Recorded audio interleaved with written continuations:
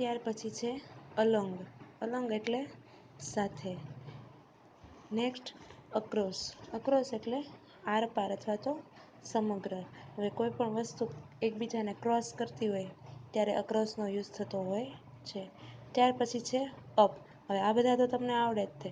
Up એટલે કે ઉપર, ડાઉન એટલે નીચે, અપોઝિટ એટલે કે વિરોધી, ઇન્ટુ એટલે પણ શું થાય અંદર અથવા તો માં.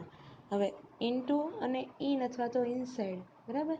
તો એ બંનેમાં ડિફરન્સ છે. જો ફર્સ્ટ આપણે જોયું હતું એ કે ઇન અથવા તો ઇનસાઇડ કે ઓલરેડી અંદર પડેલું જ હોય વસ્તુ બોક્સની અંદર, તો તમે ઇન અથવા તો ઇનસાઇડનો ઉપયોગ કરી શકો.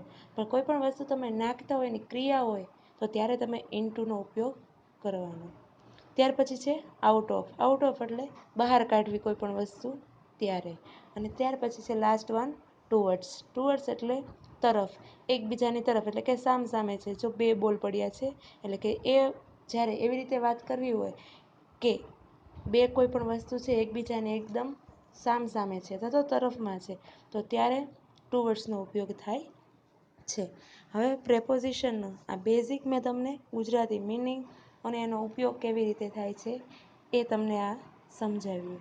ઘણા બધા પ્રેપોઝિશન આપણે જોઈ લીધા અને ઘણા બધા તમે પહેલેથી ભણતા આવતા હોય એટલે થોડા ઘણા આવડતા પણ હોય. પણ આ સિવાયના પણ અમુક નિયમો હોય છે, અમુક એવા પ્રેપોઝિશનના કે તમે આ પ્રેપોઝિશન છે તો તમે સમય દર્શાવવા માટે જ યુઝ કરી શકો. બીજું તો કંઈ સ્થળ દર્શાવવું હોય તો એ માટે. એટલે એ વિશે હજી ડીપમાં આપણે નોલેજ લેશું.